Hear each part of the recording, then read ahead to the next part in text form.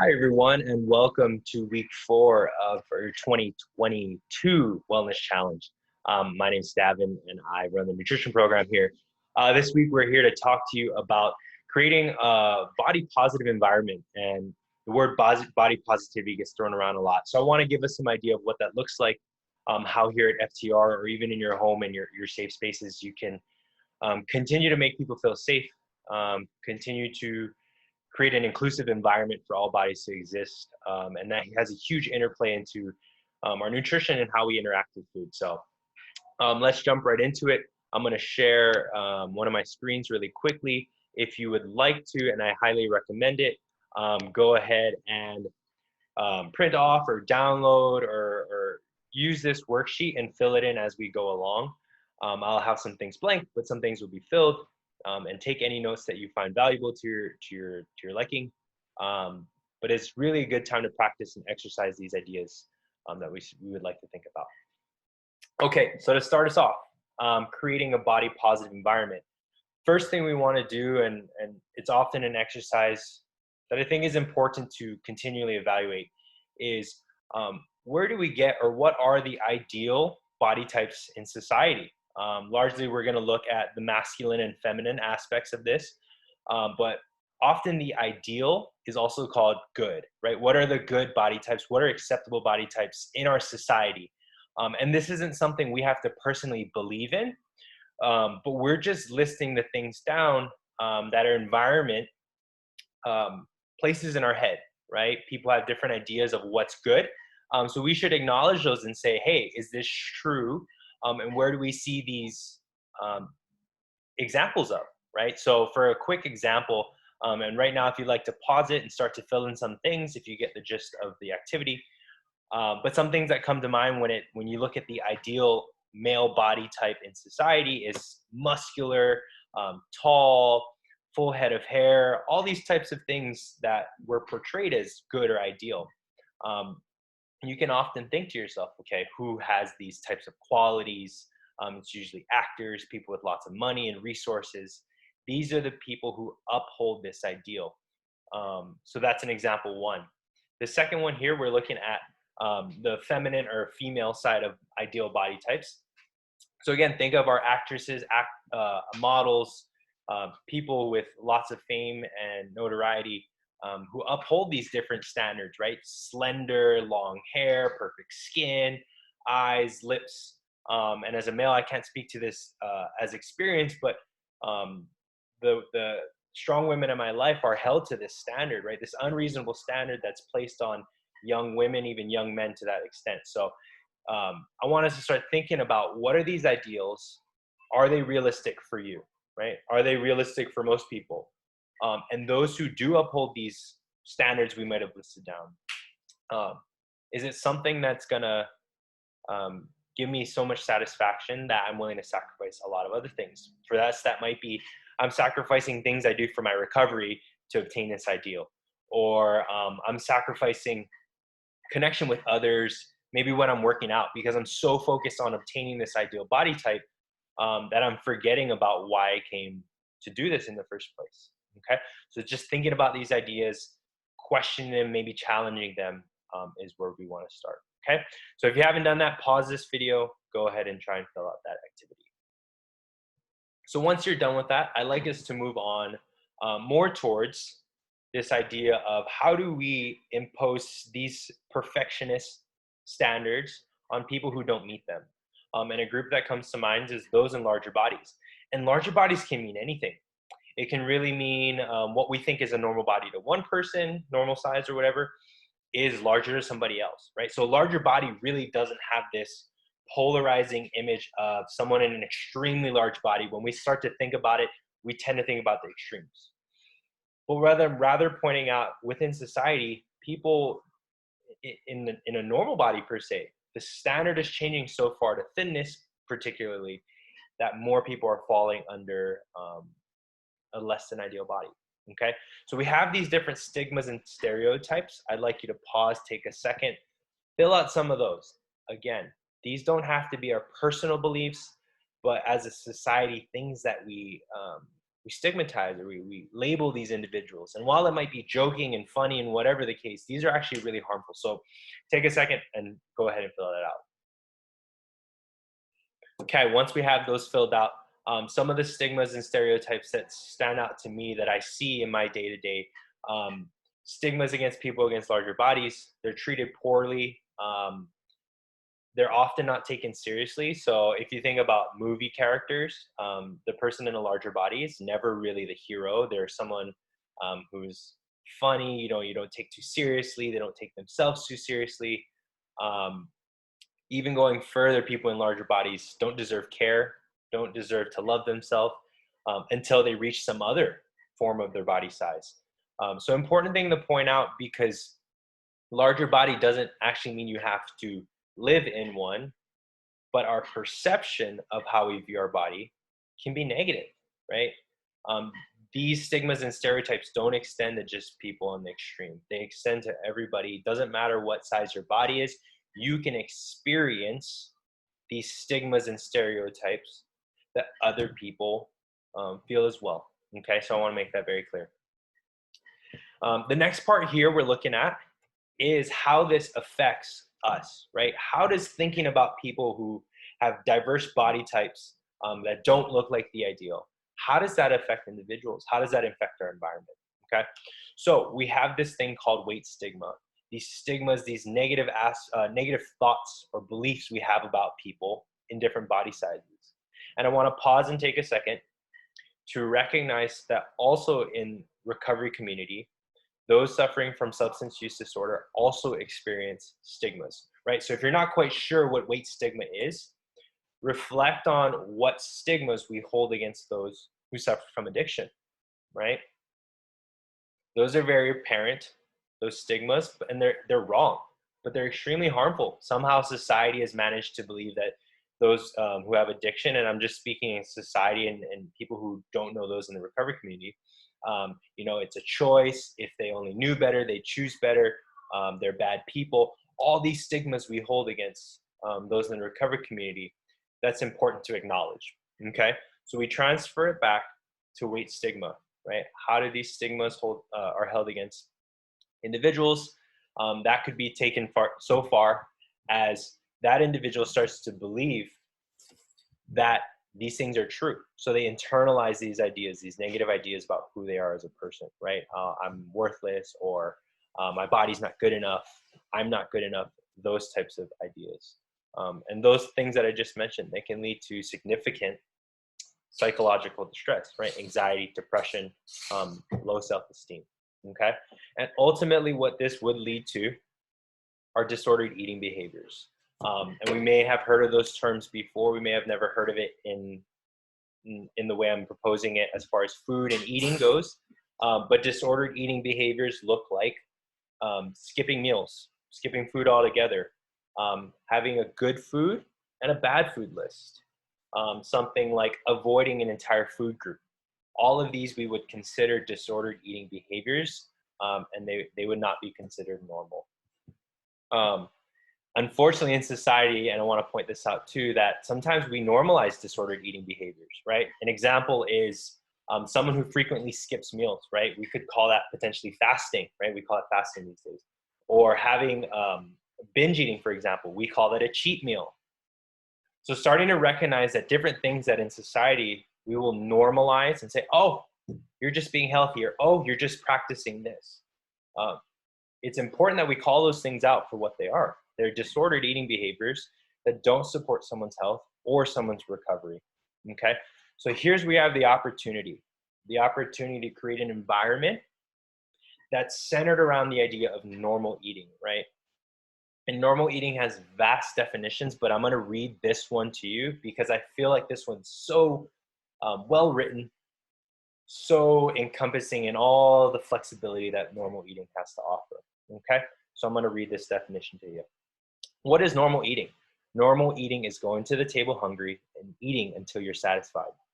It's being able to choose food you like and eat it and truly get enough of it, not just stop eating because you think you should. Normal eating is being able to give some thought to your food selection so you get nutritious food, but not being so wary and restrictive that you miss out on enjoyable food. Normal eating is giving yourself permission to eat sometimes because you're happy, sad, or bored, or just because it feels good. Normal eating is mostly 3 meals a day, or 4, or 5. Or it can be choosing to munch along the way. It's leaving some cookies on the plate because you know you can have some again tomorrow, or it's eating more now because they taste so wonderful. Normal eating is overeating at times, feeling stuffed and uncomfortable. And it can be undereating at sometimes and wishing you had more. Normal eating is trusting your body to make up for your eating mistakes, or mistakes in eating. Normal eating takes up some of your time and attention, but keeps its place as only one important area of your life. In short, normal eating is flexible. It varies in response to your hunger, your schedule, your proximity of food, and your feelings. Okay, so if you want to pause this video, go back through this. I'd love you to underline or highlight something that sticks out about this. Is this something I practice? Is this something I'd like to practice? Is this definition so different from what I'm doing that maybe it's time to think about, gosh, are my eating behaviors driven by psychological distress? And furthermore, does that go up the line? Am I experiencing weight bias, internalization, or am I experiencing weight stigma from either society or from people around me? Okay, so just start to get a better understanding maybe of, would this flexible style of normal eating improve my life, improve my recovery, improve my connection, improve my overall health? Because health is far more than the nutrients and the foods you eat. It's how you interact in this kind of way. Okay, awesome. So last page here, we're going to finish up in a second. This diagram here just kind of highlights these differences in inflexibility and flexibility, right? So normal eating, super flexible. We don't think about it too much, just a little bit. The exact opposite of that is when we look at this pendulum here, right? So we could experience some sort of stigma or shame around in our body.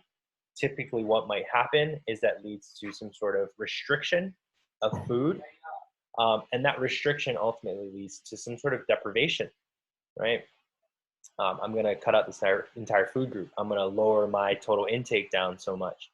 And along the way of that deprivation leads to some sort of binge episode, right? Because as far as we go in this direction, we're going to have an equal opposite reaction, okay? And that binge, anytime if you've ever binged on food or felt shame and guilt, this process will repeat itself. It's a big old circle. And the way we interject, the way we stop this cycle from happening is being non-judgmental, eliminating the judgment, eliminating the guilt and shame around food, and just listening to our bodies, right? We've heard mindfulness thousands of times within, if you've gone to treatment, if you practice any sort of spiritual component of recovery, mindfulness comes up so much. And it's such an important tool, skill, whatever you want to call it, when it comes to our nutrition and how we want to feed ourselves, okay? So starting to think about, what would it look like? What would my nutrition look like? To eat in a way that was flexible, where I didn't experience shame or guilt, okay? Awesome. So we're going to get into the next part here of what is a positive body image, right? And a lot of times people say, Davin, positive body image, that means I just like love my body and I never hate it. I always love all the flaws. Nothing about it is wrong. I never feel bad about it. To them, I'd say that's totally unrealistic, right? Like that's just not what positive body image is. Rather, and I'll read this definition for you. Positive body image is characterized by an individual seeing their body as it truly is. Keywords here: accepting and appreciating their body type. Accepting and appreciating their body type, whatever that is in the moment. They feel comfortable and confident, understanding that their physical appearance isn't tied to their self-worth or value as an individual. Okay, I'm going to read that one more time because it's so important. Understanding that their physical appearance is not tied to their self-worth or value as an individual. Okay, so positive body image doesn't mean you have the ideal body. It means the body you have right now, and all the flaws or imperfections that you might have it, you see it as it truly is. Yeah, my body's got things I don't like about it. I wish I could change. However, the difference is here is that I appreciate it and I accept for what it is. It does all these things for me. And then no matter what my body looks like, my self-worth and value is independent of that. Okay. And this is so challenging. It's so easy to think, oh yeah, I'm just going to think these things and it's going to happen. But it's so challenging, and especially in that first exercise we did, based on the environment we have, right? Anytime we hear praise about someone's body or emphasis on someone's body, right? That could look or sound like, gosh, I haven't seen you for a while. You look so good, right? Whenever someone loses weight or changes their body size, there's so much emphasis on someone's value based on what they look like, right? We assume someone's doing good, someone's healthy because of the way they look. And I'm just here to tell you that it's just not true. There's so much more to you as an individual. There's so much more to the people around you than what they look like. I remember an old mentor of mine said, no one's going to remember the person who was the fittest, the most pretty, things like that. The people who get remembered are the people who make people feel good, right? How you treat someone is so much more important than what your physical presence looks like, okay? Last thing here I want to touch on is how do we influence our environment? How do we make Fit to Recover? Maybe I go to the 5:30 class every week. How do we make that environment positive for all bodies, right? How do we create that kind of environment? So there's three things we can think of, 3 A's: acceptance, right? Acceptance of our own body, acceptance of other people's body and where they're at. Appreciation, appreciating someone's body for what it can do, right? My body gets me here every day. My body allows me to interact with other people, okay? And attentiveness. Attentiveness is super huge when we try to evaluate our environment and see where we can improve it. A lot of things that we might see or hear is people practicing, unfortunately, self-hate, right? They'll say things like, I feel so fat. They down talk themselves, right? And they use dieting or excessive exercise or the way they eat to kind of exemplify that. So just practicing self-love rather, and when someone does express some sort of self-hate, as it's expressed, just trying to come back and meet with them and say, hey, like, what things can we appreciate? And even though they might be feeling that way, what things does our body allow us to do? Another thing with attentiveness is speaking up when we hear body shaming talk, right? Talking about bodies is typically not a subject that should be brought up, right? If at all, if ever. So if you hear someone talking about that, just being attentive to that, noticing the space, knowing that that negatively influences our environment and trying to eliminate that. Next thing is giving compliments that are not body-based. I forget who exactly.